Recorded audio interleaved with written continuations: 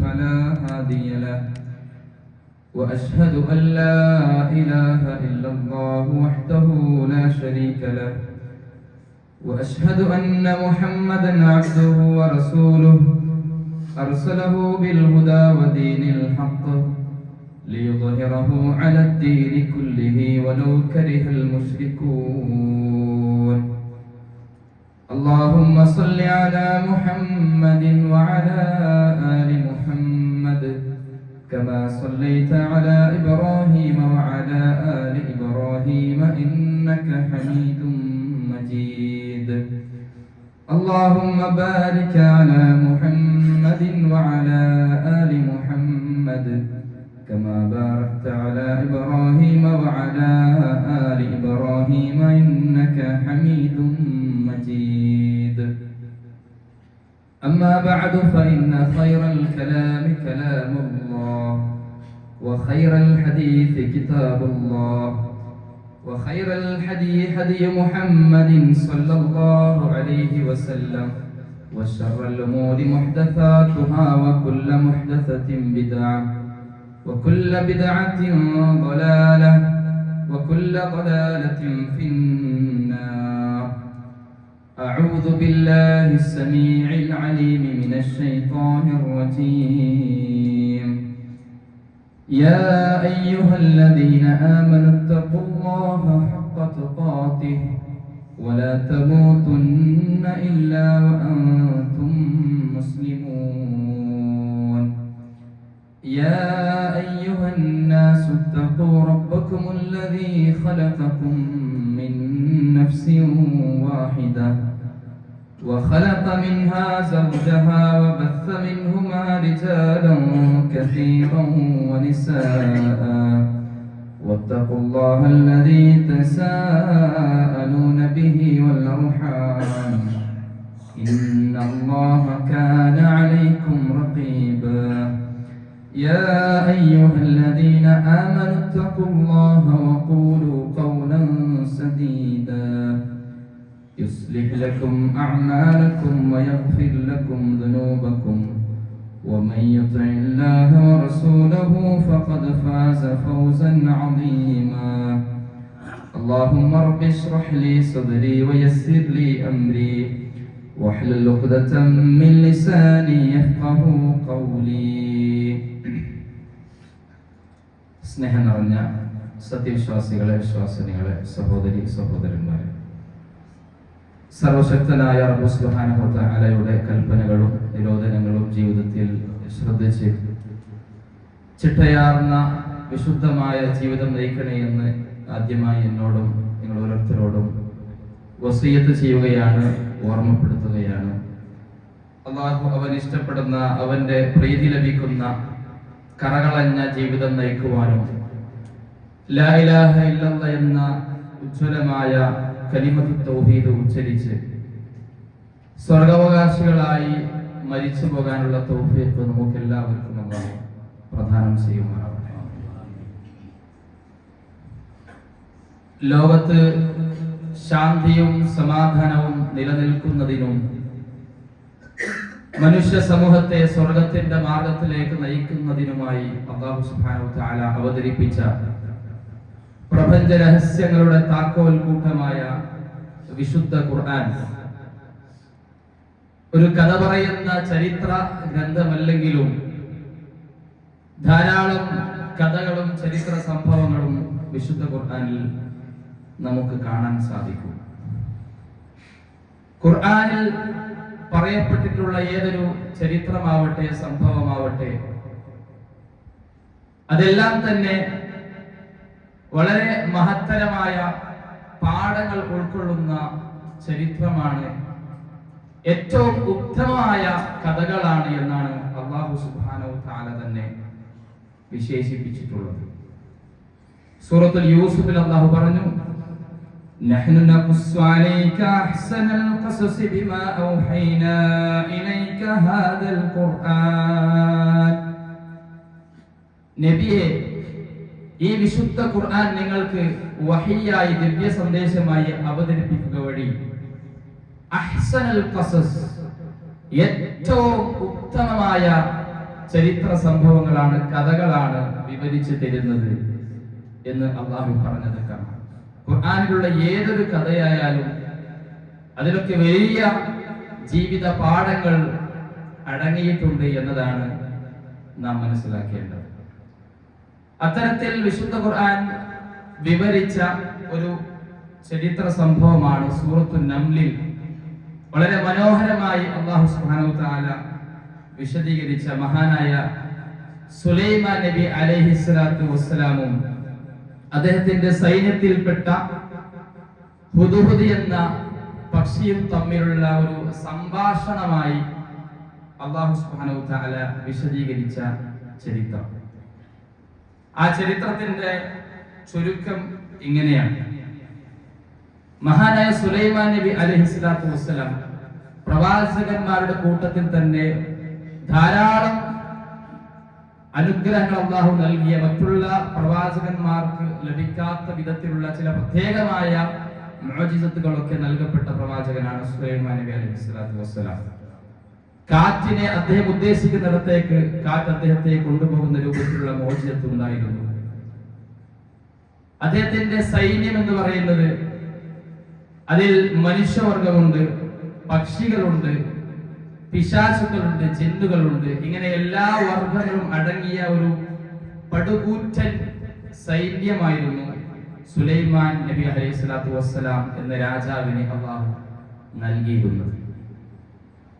അങ്ങനെ ഒരിക്കൽ അദ്ദേഹം തന്റെ സൈന്യത്തെ ഇങ്ങനെ പരിശോധിക്കുന്ന സന്ദർഭത്തിൽ ഹുദ്ഹുദ് എന്ന ഈ പക്ഷിയെ കാണാനില്ല.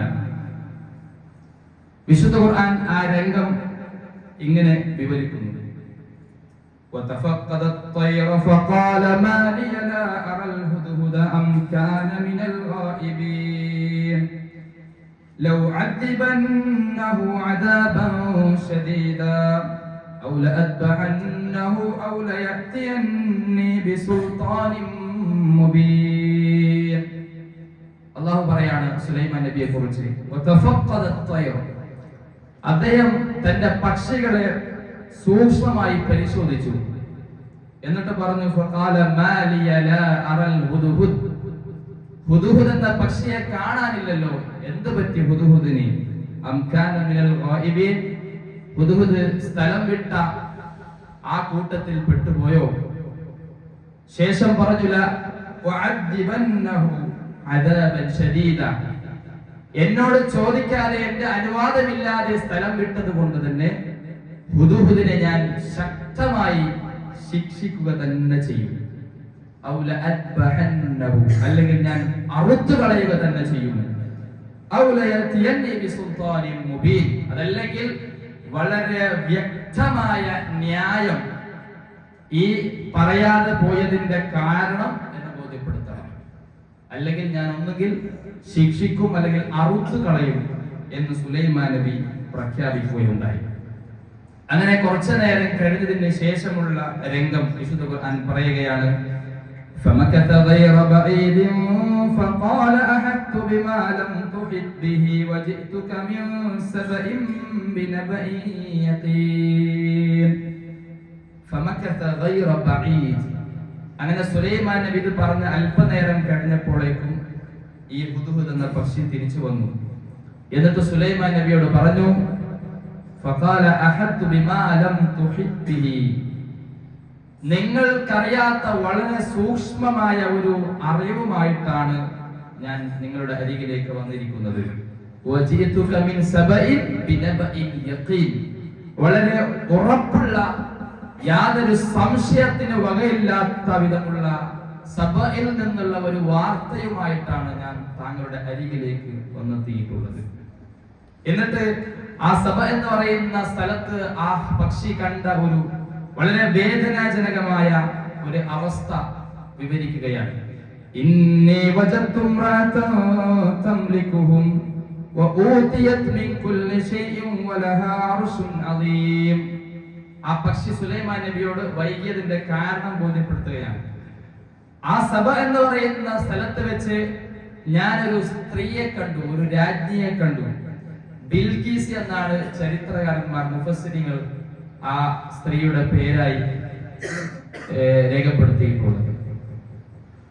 തംലിക്കുഹും, ആ സ്ത്രീ എന്ന ആ രാജ്ഞിയാണ് ആ രാജ്യത്തെ ഭരിക്കുന്നത്. വളരെ അത്ഭുതത്തോടു കൂടി പക്ഷി പറയാണ്, ഒരു സ്ത്രീയാണ് ആ രാജ്യം ഭരിക്കുന്നത്. എല്ലാ അർത്ഥത്തിലുള്ള അനുഗ്രഹങ്ങളും സുഖ സൗകര്യങ്ങളും ഒക്കെ ആ സ്ത്രീക്ക് നൽകപ്പെട്ടിട്ടുണ്ട്. വളരെ വമ്പിച്ച ഒരു സിംഹാസനവും ആ രാജ്ഞിക്കുണ്ട്. എന്നിട്ട് അതിനേക്കാളും ദയനീയമായ, വളരെ സങ്കടകരമായ ഹുദ്ഹുദ് എന്ന പക്ഷി അങ്ങേയറ്റം വേദനിപ്പിച്ച കാഴ്ചയാണ് ശേഷം പറയുന്നത്. وجدتها وقومها يسجدون للشمس من دون الله وزين لهم الشيطان أعمالهم فصدهم عن السبيل فهم لا يهتدون. وجدتها وقومها, ആ സ്ത്രീയുടെ ജനതയെയും ഞാൻ കണ്ടത് യസ്ജുദൂന ലിശംസി മിൻ ദൂനില്ലാ, അല്ലാഹുവിന് പുറമെ സൂര്യന് സുജൂദ് ചെയ്യുന്ന ഒരു ജനതയാണ് ഞാൻ കണ്ടത്. ശിർക്ക് ചെയ്യുന്ന ഒരു വിഭാഗത്തെയാണ് ഞാൻ കണ്ടത്. വസയ്യന ലഹും ശൈത്താനു അഅമാലഹും, ശൈത്താൻ പിശാച് അവരുടെ പ്രവർത്തനങ്ങൾ അവർക്ക് അലങ്കാരമാക്കി കാണിച്ചു കൊടുത്തിരിക്കുന്നു. അങ്ങനെ ഫസദ്ദഹും അനിസ് സബീൽ, ശരിയായ ആ മാർഗ്ഗത്തിൽ നിന്നും പിശാച് അവരെ തെറ്റിച്ചിരിക്കുന്നു. ഫഹും ലാ യഹ്തദൂൻ, അവർക്ക് സന്മാർഗ്ഗം ലഭിക്കുന്നുമില്ല എന്ന് പറഞ്ഞു കൊടുത്തു. അപ്പൊ ഈ ഹുദ്ഹുദ് എന്ന പക്ഷി വൈകാനുള്ള പ്രധാന കാരണം അല്ലാഹു അല്ലാത്തവർക്ക് സുജൂദ് ചെയ്യുന്ന, അതായത് സൂര്യന് സുജൂദ് ചെയ്യുന്ന ഒരു വിഭാഗത്തെയാണ്, ഒരു ജനക്കൂട്ടത്തെയാണ് കണ്ടത്. ആ കാഴ്ച കണ്ട് സഹിക്കാൻ കഴിയാതെ അതിനെക്കുറിച്ച് കൃത്യമായി കണ്ടറിഞ്ഞ് മനസ്സിലാക്കിയതിന് ശേഷം സുലൈമാൻ നബിയുടെ അരികിലേക്ക് ചെന്നത് കൊണ്ടാണ് വൈകിയത് എന്നാണ് ഹുദ്ഹുദ് വിശദീകരിക്കുന്നത്.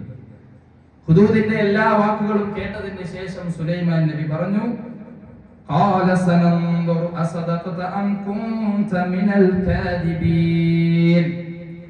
അങ്ങനെയാണെങ്കിൽ ഞാനൊന്ന് പരിശോധിക്കട്ടെ, നീ പറഞ്ഞത് സത്യമാണോ അതല്ല കള്ളമാണോ എന്ന് ഞാനൊന്ന് കൃത്യമായി പരിശോധിക്കട്ടെ എന്ന് പറഞ്ഞ് ഹുദ്ഹുദ് പറഞ്ഞത് സത്യമാണെന്ന് അന്വേഷിക്കുകയാണ് തുടർന്ന് ചെയ്യുന്നത്. അങ്ങനെ ഹുദ്ഹുദിന്റെ കയ്യിൽ ഒരു കത്തുമായി ആ രാജ്ഞിയുടെ അരികിലേക്ക് ചെല്ലാൻ വേണ്ടി സുലൈമാൻ നബി ആവശ്യപ്പെടുന്നു. ആ കത്തിൽ സുലൈമാൻ നബിയുടെ അരികിലേക്ക് വരാനുള്ള ഒരു ക്ഷണക്കത്തായിട്ടാണ് പറഞ്ഞയക്കുന്നത്. അങ്ങനെ ഈ പക്ഷി ഒരു കത്തുമായി ആ സഭയിലേക്ക് വീണ്ടും തിരിച്ചു പോകുന്നു. ആ കത്ത് ആ രാജ്ഞിയുടെ അരികിലേക്ക് ഇട്ടുകൊടുക്കുന്നു. ആ രാജ്ഞിക്ക് ആ കത്ത് ലഭിക്കുന്നു. അങ്ങനെ ആ കത്തിലുള്ള വിഷയത്തെ സംബന്ധിച്ച് തന്റെ അണികളോട് ആ രാജ്ഞി ചർച്ച ചെയ്യുന്നു, ഒരുപാട് ആലോചനകൾ നടത്തുന്നു. എല്ലാത്തിനും ശേഷം സുലൈമാൻ നബിയുടെ അരികിലേക്ക് പോകാൻ വേണ്ടി തീരുമാനിക്കുകയും ചെയ്യുന്നു. അങ്ങനെ സുലൈമാൻ നബിയുടെ അരികിലേക്ക് അവിടെ എത്തുന്ന സന്ദർഭത്തിൽ നേരത്തെ പറഞ്ഞ വലഹ അർശുൻ അദീം, ആ രാജ്ഞിയുടെ, ബിൽഖീസ് എന്ന ഈ രാജ്ഞിയുടെ വമ്പിച്ച സിംഹാസനം അവരറിയാത്ത വിധം വളരെ അത്ഭുതകരമായി സുലൈമാൻ നബിയുടെ മുഅ്ജിസത്തിന്റെ ഭാഗമായി ആ സിംഹാസനം സുലൈമാൻ നബിയുടെ അരികിലേക്ക് എത്തിയിട്ടുമുണ്ട്. സുലൈമാൻ നബി ചോദിക്കുന്നുണ്ട്, ഇതല്ലേ താങ്കളുടെ സിംഹാസനം എന്ന് ചോദിക്കുമ്പോൾ വളരെ അത്ഭുതത്തോടു കൂടി അവർ സമ്മതിക്കുന്നുണ്ട്. അങ്ങനെ ഒരുപാട് സംസാരങ്ങൾക്ക് ശേഷം ആ രാജ്ഞി മുസ്ലിമായി ഇസ്ലാം സ്വീകരിക്കുന്ന ഒരു രംഗമാണ് പിന്നീട് ചരിത്രം വിശദീകരിക്കുന്നത്. ഇതാണ് ഈ ചരിത്രത്തിന്റെ ഒരു രത്ന ചുരുക്കം എന്ന് പറയുന്നത്. ഈ ഒരു ചരിത്ര സംഭവത്തിൽ നിന്ന് മഹാന്മാരായ പണ്ഡിതന്മാർ വളരെ സുന്ദരമായ 5ഓളം പാഠങ്ങൾ നമുക്ക് പഠിപ്പിച്ചു തരുന്നുണ്ട്. നമ്മുടെയൊക്കെ ജീവിതവുമായി ബന്ധപ്പെട്ട് നമ്മൾ ശ്രദ്ധിക്കേണ്ടുന്ന ഈ സുലൈമാൻ നബിയുടെയും പക്ഷിയുടെയും ആ സംസാരത്തിന്റെ ഇടയിൽ നിന്ന്, സംഭാഷണത്തിന്റെ ഇടയിൽ നിന്ന് നമുക്ക് ലഭിക്കുന്ന ചില പാഠങ്ങൾ നമുക്ക് വിശദീകരിച്ചു തരുന്നുണ്ട്. അതിൽ ഒന്നാമത്തെ കാര്യം എന്ന് പറയുന്നത്, നേതൃസ്ഥാനത്ത് നിൽക്കുന്ന ആളുകൾ തങ്ങളുടെ കീഴിൽ കഴിയുന്ന അണികളുടെ വിഷയത്തിൽ നല്ല ശ്രദ്ധയും സൂക്ഷ്മതയും കരുതലും ഉള്ള ബോധവാന്മാരായ, അവരെ കുറിച്ച് കൃത്യമായി ധാരണയുള്ള ആളുകളാവണം എന്നതാണ് ഒന്നാമത്തെ കാര്യം. ഇവിടെ സുലൈമാൻ നബി അലൈഹി സ്വലാത്തു വസ്സലാം തന്റെ അത്രയും വലിയ ഒരു പടുകൂറ്റൻ സൈന്യമായിട്ട് പോലും, എത്രയോ ആളുകളുണ്ട്, അതിൽ പക്ഷികളുണ്ട്, പല വർഗങ്ങളുണ്ട്, എത്രയോ ആളുകളുണ്ട്, എന്നിട്ട് പോലും ഒരു ഹുദ്ഹുദ് എന്ന ചെറിയ പക്ഷിയെ കാണാതായപ്പോൾ തന്നെ വളരെ പെട്ടെന്ന് തന്നെ സുലൈമാൻ നബിക്ക് അത് തിരിച്ചറിയാൻ കഴിയുകയും അതിനെക്കുറിച്ച് സസൂക്ഷ്മമായി പരിശോധിക്കുകയും അന്വേഷിക്കുകയും ചെയ്യുന്ന ഒരു രംഗമാണ് ഇവിടെ കാണുന്നത്. ഇതുപോലെ നേതാക്കന്മാരായ ആളുകളെ സംബന്ധിച്ചിടത്തോളം അവരുടെ കീഴിൽ കഴിയുന്ന അവരുടെ അണികളായി നിൽക്കുന്ന ആളുകളെ സംബന്ധിച്ച് നല്ല ഒരു ധാരണ ഉണ്ടാവണം എന്നതാണ്. ഒരു യജമാനെ സംബന്ധിച്ചിടത്തോളം ആ യജമാനന്റെ കീഴിൽ കഴിയുന്ന അല്ലെങ്കിൽ ഒരു മുതലാളിയെ സംബന്ധിച്ചിടത്തോളം ആ മുതലാളിയുടെ കീഴിൽ ജോലി ചെയ്യുന്ന ആ മുതലാളിയുടെ കമ്പനിയിൽ ജോലി ചെയ്യുന്ന ജീവനക്കാരെ സംബന്ധിച്ചുള്ള ഒരു ചെറിയ ചിത്രമെങ്കിലും ഉണ്ടാവണമെന്നതാണ്. ജോലി സ്ഥലത്ത് നിന്ന് ലീവാകുന്ന വരാത്ത സമയത്തൊക്കെ എന്തുകൊണ്ട് വന്നില്ല, എവിടെ പോയി എന്നൊക്കെ അത് തിരിച്ചറിയാൻ കഴിയുന്ന രൂപത്തിൽ ആ രൂപത്തിൽ ഒരു ബന്ധം അണികളുടെ കൂടെ ഉണ്ടാവണം എന്നതാണ് ഒന്നാമത്തെ ഒരു പാഠമായി പണ്ഡിതന്മാർ പഠിപ്പിക്കുന്നത്. ഒരു അധ്യാപകനെ സംബന്ധിച്ചിടത്തോളം തന്റെ ക്ലാസ് റൂമിൽ 30 കുട്ടികൾ ഉണ്ട് എങ്കിൽ അതിൽ 1-2 കുട്ടി ലീവാവുന്ന സന്ദർഭത്തിൽ അത് തിരിച്ചറിയാൻ കഴിയണമെന്നതാണ്. ക്ലാസ് എടുക്കുന്നതിനിടയിൽ അത് തിരിച്ചറിയാൻ കഴിയുന്ന വിധം അവരുടെ ബന്ധം നല്ല ആ രൂഢമൂലമാവണം എന്നതാണ്. അതിന്റെ ഏറ്റവും നല്ല ഒരു ഉദാഹരണമാണ്, മാതൃകയാണ് ഈ സംഭവം എന്നാണ് ഒന്നാമത്തെ പാഠമായി പണ്ഡിതന്മാർ പഠിപ്പിക്കുന്നത്. പള്ളിയിൽ കമ്മിറ്റിക്കാരെ സംബന്ധിച്ചിടത്തോളം കൃത്യമായ ജമാഅത്തുകളിൽ പങ്കെടുക്കുന്ന ഒരു മനുഷ്യൻ കുറച്ചു ദിവസം വരാതെ അവധിയാകുന്ന സന്ദർഭത്തിൽ അത് തിരിച്ചറിയാൻ സാധിക്കണം. ഇന്ന വ്യക്തിയെ കാണുന്നില്ലല്ലോ, ഒരുപക്ഷെ വല്ല രോഗവും മറ്റു കാരണത്താൽ ലീവാകുന്നതായിരിക്കാം. അപ്പൊ അത് തിരിച്ചറിയാൻ സാധിക്കണം. എന്തുകൊണ്ട് അദ്ദേഹം വന്നില്ല, ഒന്ന് അന്വേഷിക്കാം എന്ന് അന്വേഷിക്കുന്ന ആ രൂപത്തിൽ ആ ബന്ധത്തെ അന്വേഷിക്കുന്ന ഒരു തരത്തിലേക്ക് കാര്യങ്ങൾ മാറണമെന്നതാണ്. ഈ രൂപത്തിലുള്ള ഒരു മാതൃക ഈ സംഭവത്തിനുണ്ട് എന്നതാണ് ഒന്നാമതായി പണ്ഡിതന്മാർ പഠിപ്പിക്കുന്നത്. രണ്ടാമത്തെ ഒരു വിഷയം എന്നുള്ളത്, വളരെ പ്രധാനപ്പെട്ട ഒരു കാര്യം എന്നുള്ളത്, ഒരു തെറ്റൊരാൾ ചെയ്താൽ അല്ലെങ്കിൽ ഒരു വ്യക്തിയുടെ ഭാഗത്ത് നിന്ന് ഒരു അബദ്ധം സംഭവിച്ചു എന്ന് നമുക്ക് തോന്നിയാൽ അതിനെക്കുറിച്ച് നടപടിയെടുക്കാൻ ഉള്ള ഒരു തയ്യാറെടുപ്പ് ഉണ്ടാവണം എന്നതാണ്. തെറ്റ് കണ്ടിട്ടും യാതൊരു നിലക്കും അതിനെ ഗൗനിക്കാതിരിക്കുന്ന ഒരു രീതി എല്ലാ സന്ദർഭത്തിലും ശരിയല്ല എന്നതാണ്. മറിച്ച് ആ തെറ്റിനെ കുറിച്ച് അന്വേഷിക്കുന്ന രൂപത്തിലേക്ക് മുന്നോട്ട് വരണം എന്നുള്ളതാണ്. ഇവിടെ സുലൈമാൻ നബി അലൈഹി സ്വലാത്തു വസ്സലാം ഹുദ്ഹുദ് എന്ന പക്ഷിയുടെ ഭാഗത്ത് നിന്ന് ഒരു തെറ്റ് സംഭവിച്ചു, ചോദിക്കാതെ അനുവാദമില്ലാതെ അത് പോയി. ആ അവസരത്തിൽ അതിനെക്കുറിച്ച് അന്വേഷിക്കുന്ന ഒരു രൂപത്തിലാണ് സുലൈമാൻ നബി അവിടെ സംസാരിക്കുന്നത്. അപ്പൊ തെറ്റ് വന്നാൽ അതിനെക്കുറിച്ച്, ആ തെറ്റിനെ കുറിച്ച് ചെയ്ത ആളെ കുറിച്ചുള്ള ഒരു അന്വേഷണം ഉണ്ടാവണം എന്നതാണ് രണ്ടാമത്തെ പാഠമായി പണ്ഡിതന്മാർ പഠിപ്പിക്കുന്നത്. മൂന്നാമത്തെ ഒരു കാര്യം എന്നുള്ളത്, അങ്ങനെ തെറ്റ് ചെയ്ത ആളെ സംബന്ധിച്ച് നമ്മൾ അന്വേഷിക്കുമ്പോൾ അങ്ങനെ തെറ്റ് ചെയ്തു എന്ന് നമുക്ക് തോന്നിയാൽ പോലും ഉടനടി അതിന് നടപടിയെടുക്കുന്ന ഒരു രീതി അത് ശരിയല്ല, അത് പക്വതയല്ല എന്നതാണ്. ഇവിടെ സുലൈമാൻ നബി അലൈഹി സ്വലാത്തു വസ്സലാം ചെയ്തത് എന്താണ്? ഹുദൂദിന്റെ ഭാഗത്ത് നിന്ന് തെറ്റ് വന്നു എന്ന് അറിഞ്ഞിട്ടും സുലൈമാൻ നബി പറഞ്ഞത് കൃത്യമായ ഒരു ന്യായം എന്നെ ബോധിപ്പിച്ചിട്ടില്ലെങ്കിൽ ഞാൻ ആ രൂപത്തിൽ ശിക്ഷിക്കുമെന്നാണ്. അപ്പൊ സുലൈമാൻ നബി ഹുദൂദ് എന്ന പക്ഷിക്ക് പറയാനുള്ള അവസരം കൊടുക്കുകയാണ് ചെയ്തത്. എന്ന പോലെ ഒരാളുടെ ഭാഗത്ത് നിന്ന് ഒരു അബദ്ധം വന്നാൽ, ഒരു തെറ്റ് വന്നാൽ, ആ കുറ്റവാളിയെ പിടികൂടിയാൽ നടപടിയെടുക്കുന്നതിന് മുമ്പ് ആ കുറ്റവാളിക്ക് തെറ്റ് ചെയ്ത വ്യക്തിക്ക് പറയാനുള്ള ഒരു അവസരം കൊടുക്കണമെന്നതാണ്. അവർക്ക് പറയാനുള്ള സാഹചര്യം ഉണ്ടാക്കി കൊടുക്കണമെന്നതാണ്. കാരണം പറഞ്ഞു കഴിഞ്ഞാൽ ചിലപ്പോൾ ആ നടപടി എടുക്കണമെന്ന് തോന്നൂല, അത്തരം ന്യായങ്ങൾ അതിന്റെ ബാക്കിൽ ഉണ്ടാവും. എന്നതുകൊണ്ട് ഉടനടി നടപടിയെടുക്കുന്ന കുറ്റവാളികൾക്ക്, അബദ്ധം സംഭവിച്ച ആളുകൾക്ക് പറയാനുള്ള അവസരം കൊടുക്കാത്ത വിധത്തിൽ എടുത്തു ചാടി തീരുമാനമെടുക്കുന്ന ഒരു രീതി അത് ശരിയല്ല. അത് നേതൃസ്ഥാനത്ത് നിൽക്കുന്ന ആളുകൾക്ക് ഒരിക്കലും പറ്റിയതല്ല എന്നതാണ് മറ്റൊരു പാഠമായി പണ്ഡിതന്മാർ രേഖപ്പെടുത്തുന്നത്.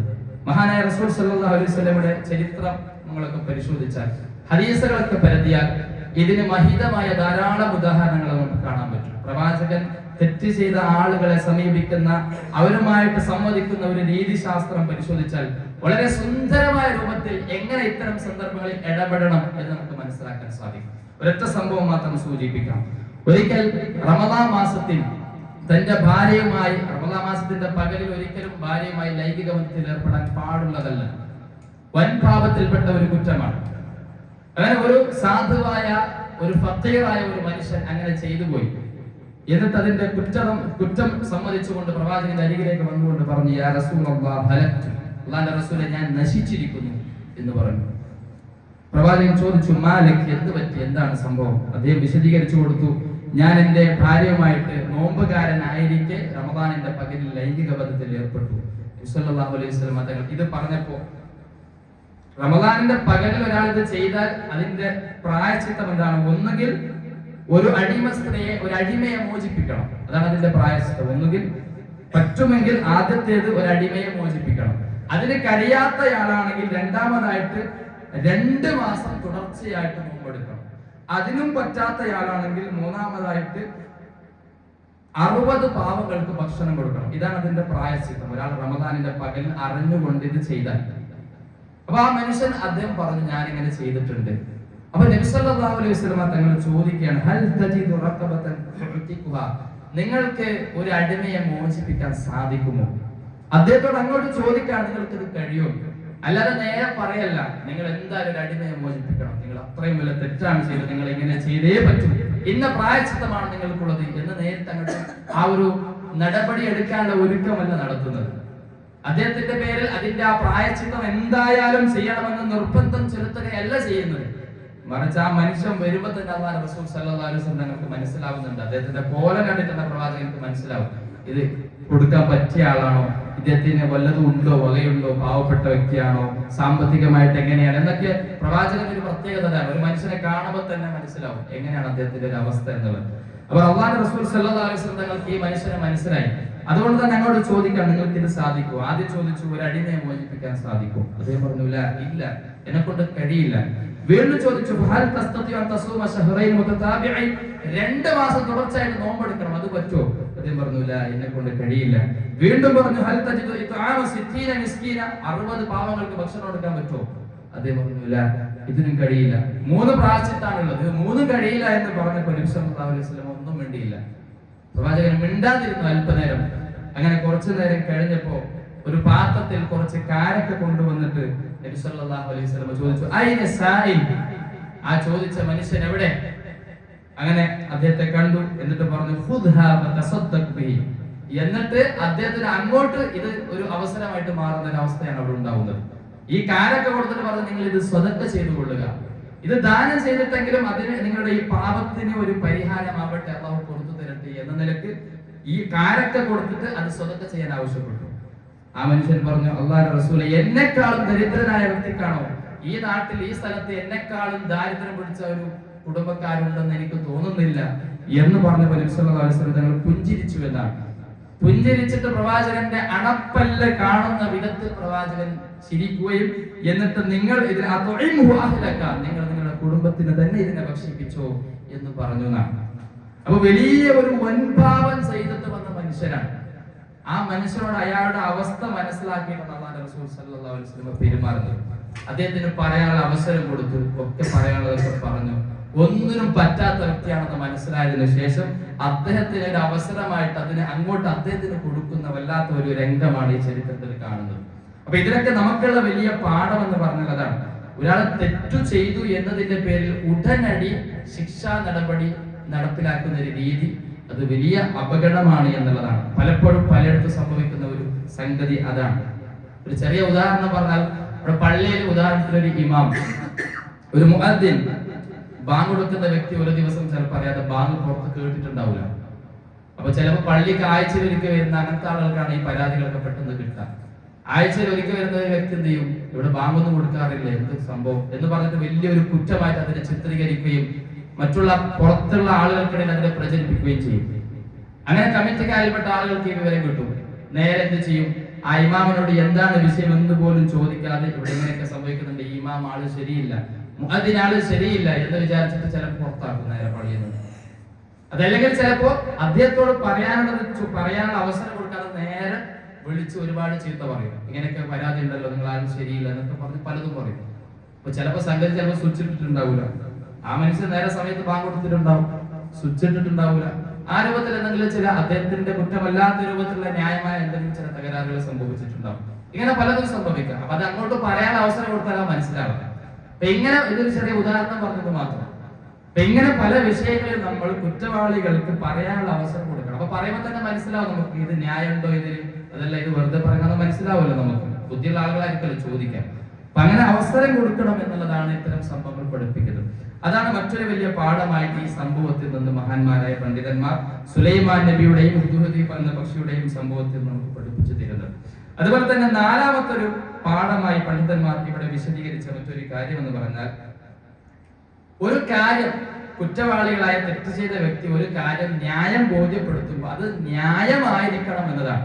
വെറുതെ തന്റെ തടി തപ്പാൻ വേണ്ടി, തന്റെ സ്വന്തം രക്ഷയ്ക്ക് വേണ്ടി കള്ളം പറഞ്ഞ് ആ രൂപത്തിൽ രക്ഷപ്പെടാൻ വേണ്ടി ന്യായങ്ങൾ പറയാൻ പാടില്ല എന്ന കാര്യത്തിൽ ഹുദ്ഹുദ് എന്ന ഒരു പക്ഷിയിൽ നമുക്ക് വലിയ മാതൃകയുണ്ട് എന്നതാണ് നാലാമത്തെ പാഠമായി പറയുന്നത്.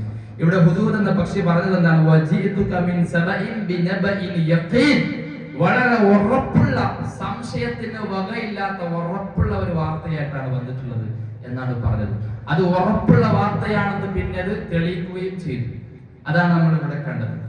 എന്ന പോലെ നമ്മളൊരു തെറ്റ് ചെയ്താൽ അതിനെ അന്വേഷിക്കുന്ന സമയത്ത് രക്ഷപ്പെടാൻ വേണ്ടി കള്ളം പറഞ്ഞിട്ട് രക്ഷപ്പെടാൻ പാടില്ല എന്നതാണ്. അതല്ലെങ്കിൽ എന്തെങ്കിലും ഒരു വാർത്ത കേട്ടാൽ, എവിടെ നിന്നെങ്കിലും ഒരു വാർത്ത കേട്ടാൽ അതിനെ നേരെ വന്ന് അതിന്റെ സത്യാവസ്ഥ അന്വേഷിക്കാതെ പോയി പറയാൻ പാടില്ല എന്നതും കൂടി നമ്മൾ മനസ്സിലാക്കേണ്ടതുണ്ട്. പ്രവാചകൻ പഠിപ്പിച്ചിട്ടുണ്ട്, ഇന്നത്തെ കാലത്തെ കൂടുതൽ ശ്രദ്ധിക്കേണ്ട ഒരു ഹദീസാണ്. കേട്ട കാര്യങ്ങളൊക്കെ ഇങ്ങനെ വിളിച്ചു പറഞ്ഞാൽ തന്നെ അത് കളവായി പരിഗണിക്കാൻ മതിയായതാണ് എന്ന് നബി സല്ലല്ലാഹു അലൈഹി വസല്ലം പറഞ്ഞിട്ടുണ്ട്. ഒരു വാർത്ത കിട്ടിയാൽ അത് സത്യമാണോ, ഉള്ളതാണോ, ഇല്ലാത്തതാണോ? പ്രത്യേകിച്ചും AI-യുടെ കാലത്താണ് നമ്മൾ ജീവിക്കുന്നത്. പലതും വ്യാജമാണ്, ഉണ്ടാക്കപ്പെടുന്നതാണ്, കൃത്രിമമാണ്. അതുകൊണ്ട് തന്നെ അത്തരം വാർത്തകളും സംഭവങ്ങളൊക്കെ സത്യസന്ധമാണെന്ന് ഉറപ്പുവന്നതിന് ശേഷം മാത്രമാണ് നമ്മൾ ഉറപ്പിക്കുന്ന രൂപത്തിൽ അതിനെ പ്രചരിപ്പിക്കേണ്ടത് എന്നുള്ളതാണ്. അതാണ് ഈ ഹുദ്ഹുദ് എന്ന പക്ഷിയെ നമ്മളിവിടെ കണ്ട മാതൃക. വളരെ ഉറപ്പുള്ള ഒരു കാര്യമായി ബോധ്യപ്പെട്ടതിന് ശേഷമാണ് സുലൈമാൻ നബിയോട് വന്ന് പറഞ്ഞിട്ടുള്ളതും അത് തെളിയിക്കപ്പെട്ടിട്ടുള്ളതും എന്നുള്ളതാണ്. അള്ളാഹു കൂടുതൽ മനസ്സിലാക്കാൻ തൗഫീഖ് പ്രദാനം ചെയ്യുമാറാകട്ടെ.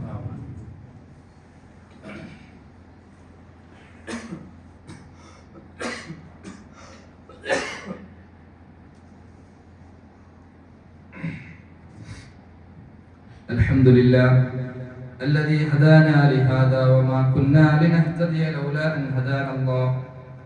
സ്നേഹം നിറഞ്ഞ വിശ്വാസികളെ, വിശ്വാസിനികളെ, അള്ളാഹുവിനെ സൂക്ഷിക്കണേ എന്ന് ഒരിക്കൽ കൂടി ഓർമ്മപ്പെടുത്തുകയാണ്, വസിയത്ത് ചെയ്യുകയാണ്. പറഞ്ഞു വന്നത് സുലൈമാൻ നബിയുടെയും ഹുദ്ഹുദ് എന്ന പക്ഷിയുടെയും സംഭാഷണത്തിൽ നിന്ന് നമുക്ക് ലഭിക്കുന്ന 4ഓളം പാഠങ്ങളാണ്. അഞ്ചാമത്തെ ഒരു പാഠമായി പണ്ഡിതന്മാർ വിശദീകരിച്ചത്, ഇസ്ലാമിൽ ഏറ്റവും കടുത്ത പാപമായ ശിർക്ക്, അള്ളാഹുവിന് നൽകേണ്ടുന്ന ആരാധനകളിൽ ഏതെങ്കിലും ഒരു അംശം അള്ളാഹു അല്ലാത്തവർക്ക് നൽകുന്ന, റബ്ബിനോട് വിളിച്ച് പ്രാർത്ഥിക്കേണ്ടതിന് പകരം റബ്ബല്ലാത്തവരോട് വിളിച്ച് പ്രാർത്ഥിക്കുന്ന, അള്ളാഹുവിന്റെ സുജൂദുകൾ അർപ്പിക്കേണ്ടതിന് പകരം അള്ളാഹു അല്ലാത്തവർക്ക് സുജൂദുകൾ അർപ്പിക്കുന്ന, അള്ളാഹുവിന് നൽകേണ്ട നേർച്ച വഴിപാടുകൾ അള്ളാഹു അല്ലാത്തവർക്ക് നൽകുന്ന, ഇങ്ങനെ ഏതുമാവട്ടെ ആരാധനകളിൽ ഏതെങ്കിലും അള്ളാഹുവിന് കൊടുക്കേണ്ടത് അള്ളാഹു അല്ലാത്ത അള്ളാഹുവിന്റെ അടിമകൾക്ക് അല്ലെങ്കിൽ മറ്റുള്ള വിഗ്രഹങ്ങൾക്കോ ആ രൂപത്തിലുള്ള മണ്ണുകൾക്കോ കല്ലുകൾക്കോ ഒക്കെ കൊടുക്കുന്ന ഈ ഒരു അവസ്ഥ, ശിർക്ക്, അത് ചെയ്യുന്ന ആളുകൾക്കെതിരെ ശക്തമായി അവർക്കെതിരെ നമ്മൾ പൊരുതുകയും ആ ശിർക്കിനെ ചെറുത്തു തോൽപ്പിക്കാൻ വേണ്ടി നമ്മൾ ഓരോരുത്തരെയും കൊണ്ട് എന്താണോ കഴിയുന്നത് അതിന് നമ്മൾ തയ്യാറാവണം എന്നുള്ളതാണ്. ശിർക്ക് ചെയ്യുന്ന ഒരു ജനവിഭാഗത്തെ കണ്ടുകൊണ്ട് അത് കണ്ടില്ലെന്ന് നടിക്കാൻ ഒരിക്കലും പാടില്ല എന്നൊരു പാഠമാണ് നമുക്കിവിടെ കാണാൻ കഴിയുന്നത്. ഒരു പക്ഷി, ഹുദ്ഹുദ് എന്ന ഒരു പക്ഷിയായിട്ട് പോലും, ആ പക്ഷിക്ക് പോലും അള്ളാഹു അല്ലാത്ത സൂര്യൻ ആരാധിക്കുന്ന ഒരു വിഭാഗത്തെ കണ്ടപ്പോൾ സഹിക്കാൻ കഴിഞ്ഞില്ല. സുലൈമാൻ നബിയുടെ ന്യായം പറഞ്ഞിട്ടില്ല, കാരണം പറഞ്ഞിട്ടില്ല, അനുവാദം ചോദിച്ചിട്ടില്ല, എന്നിട്ട് പോലും ആ പക്ഷിക്ക് ഉറപ്പായിരുന്നു. കാരണം അത്രയും ഒരു പ്രധാനപ്പെട്ട ഒരു സംഗതിയാണ് ഇവിടെ കാണുന്നത്. ഇതിനെക്കുറിച്ച് കൃത്യമായി കണ്ടറിഞ്ഞ് മനസ്സിലാക്കിയിട്ട് സുലൈമാൻ നബിയോട് പോയി പറഞ്ഞാൽ എനിക്ക് ന്യായം കിട്ടും, എനിക്ക് ഒരു കാരണം കിട്ടും, എനിക്കതിനുള്ള സുലൈമാൻ നബിയുടെ ഭാഗത്തു നിന്നുള്ള ഒരു ഇളവ് കിട്ടും എന്നൊരു ഉറപ്പുള്ളത് കൊണ്ടാണ് വൈകിട്ട് പോയത്. അപ്പൊ ആ ശിർക്ക് ചെയ്യുന്ന രംഗം ഈ പക്ഷിക്ക് സഹിക്കാൻ കഴിഞ്ഞില്ല എന്നതാണ്. അതാണ് വളരെ ഗൗരവത്തിലും വളരെ സങ്കടത്തോടു കൂടി പറഞ്ഞത്. സൂര്യൻ ആരാധിക്കുന്ന വല്ലാത്ത ഒരു ജനവിഭാഗത്തെയാണ് ഞാൻ കണ്ടത്, എന്തൊരവസ്ഥയാണ് ആ വിഭാഗത്തിൻ്റെത് എന്നൊരു പക്ഷി പറഞ്ഞെങ്കിൽ, ഒരു പക്ഷിക്ക് പോലും ഒരു ശിർക്ക് ചെയ്യുന്ന വിഭാഗത്തെ കാണാൻ സഹിച്ചില്ല എങ്കിൽ, ബുദ്ധിയുള്ള വിവരമുള്ള മനുഷ്യ വിഭാഗത്തിൽപ്പെട്ട നമ്മൾ ശിർക്ക് ചെയ്യുന്ന ആളുകളെ കാണുമ്പോൾ അതിനെതിരെ ശക്തമായി നമ്മൾ ഒരുങ്ങണം എന്നുള്ളതാണ് ഇതിൽ നമുക്ക് ലഭിക്കുന്ന അഞ്ചാമത്തെ ഒരു പാഠം എന്ന് പറയുന്നത്. നമ്മുടെ സമൂഹത്തിൽ ശിർക്കിന്റെ വലിയ ഒരു വിഭാഗം തന്നെ നമുക്ക് കാണാൻ സാധിക്കും. അല്ലാഹു അല്ലാത്തവരെ വിളിച്ചു പ്രാർത്ഥിക്കുന്ന ആളുകൾ ധാരാളക്കണക്കിനുള്ള ഒരു കാലത്താണ്, ഒരു നാട്ടിലാണ് നമ്മൾ ജീവിച്ചു കൊണ്ടിരിക്കുന്നത്. അതിനെതിരെ വളരെ നല്ല രീതിയിൽ അവർക്ക് കാര്യം ബോധ്യപ്പെടുന്ന വിധത്തിൽ നമ്മളെ കൊണ്ടാവുന്ന വിധം മരണം വരെ പോരാടണം എന്നുള്ളതാണ് നമ്മൾ തിരിച്ചറിയേണ്ടത്. തൗഹീദിന്റെ വാഹകരായി മരണം വരെ നിലകൊള്ളുകയും നമ്മളെ കൊണ്ട് ഓരോരുത്തരെ കൊണ്ട് കേവലം പണ്ഡിതന്മാരായ ആളുകൾ മാത്രമല്ല ഓരോ സാധാരണക്കാരായ ആളുകൾ വരെ ഈ ശിർക്കിന്റെ ആളുകൾക്കെതിരെ അവർക്ക് തൗഹീദ് കിട്ടാൻ വേണ്ടി ഏതൊക്കെ രൂപത്തിൽ ഇടപെടാൻ പറ്റുമോ ആ രൂപത്തിലൊക്കെ ഇടപെടണം എന്ന കാര്യത്തിൽ വലിയ ഒരു പാഠമാണ് ഈ പക്ഷി നമുക്ക് പകർന്നു നൽകുന്നത്. അതുകൊണ്ട് ഈ ഒരു ചരിത്ര സംഭവത്തിൽ നിന്ന് ഇവിടെ പറഞ്ഞ കാര്യങ്ങൾക്ക് കൃത്യമായി മനസ്സിലാക്കിക്കൊണ്ട് നമ്മുടെ ജീവിതത്തിന്റെ ഭാഗമാക്കി ഇതിനെ മാറ്റുക. അല്ലാഹു സുബ്ഹാനഹു വ തആല അതിനുള്ള തൗഫീഖ് നൽകി നമ്മെ അനുഗ്രഹിക്കുമാറാവട്ടെ. കാര്യങ്ങൾ കൃത്യമായി കേൾക്കുവാനും മനസ്സിലാക്കുവാനും ഉൾക്കൊള്ളുവാനും അതിലുപരി ജീവിതത്തിൽ പകർത്തുവാനുമുള്ള തൗഫീഖ് നമുക്ക് നൽകി നമ്മെ അനുഗ്രഹിക്കുമാറാവട്ടെ. ജീവിതത്തിൽ വന്നു പോകുന്ന തെറ്റുകുറ്റങ്ങളെല്ലാം അല്ലാഹു സുബ്ഹാനഹു വ തആല നമുക്ക് വിട്ടുപുറത്ത് മാപ്പാക്കി തരുമാറാവട്ടെ. നമ്മുടെ കൂട്ടത്തിൽ മാരകമായ രോഗങ്ങൾ കൊണ്ട് കഷ്ടപ്പെടുന്ന, ബുദ്ധിമുട്ടുന്ന, സങ്കടപ്പെടുന്ന, പ്രാർത്ഥിക്കാൻ ആവശ്യപ്പെട്ട ആളുകളുണ്ട്. അല്ലാഹു അവരുടെ രോഗത്തിന് പരിപൂർണമായ ശമനം നൽകി ആരോഗ്യകരമായ സന്തോഷകരമായ ആഫിയത്തുള്ള ജീവിതത്തിലേക്ക് തിരിച്ചെത്താനുള്ള തൗഫീഖ് അല്ലാഹു പ്രദാനം ചെയ്യുമാറാവട്ടെ. മരിച്ചുപോയ നമ്മുടെ പണ്ഡിതന്മാരും പ്രബോധകന്മാരും ഉമ്മമാർ, ഉപ്പമാർ, സഹോദരിമാർ, സഹോദരന്മാർ എല്ലാവർക്കും അല്ലാഹു മഗ്ഫിറത്തും മർഹമത്തും നൽകി അനുഗ്രഹിക്കുമാറാവട്ടെ. നമ്മുടെ അല്ലാഹു തൃപ്തിപ്പെടുന്ന രൂപത്തിലുള്ള നല്ല ഉദ്ദേശങ്ങളെ എല്ലാം അല്ലാഹു നമുക്ക് പൂർത്തീകരിച്ചു തരുമാറാവട്ടെ. അല്ലാഹു മഗ്ഫിർ ലിൽ മുഅ്മിനീന വൽ മുഅ്മിനാത്ത് വൽ മുസ്ലിമീന വൽ മുസ്ലിമാത്ത് അൽ അഹ്യാഇ മിൻഹും വൽ അംവാത്ത് ഇന്നക മുജീബുദ് ദഅവാത് യാ ഖാദിയൽ ഹജാത്. ربنا تقبل منا إنك أنت السميع العليم وتب علينا إنك أنت التواب الرحيم. ربنا آتنا في الدنيا حسنة وفي الآخرة حسنة وقنا عذاب النار. آمين برحمتك يا أرحم الراحمين. والحمد لله رب العالمين.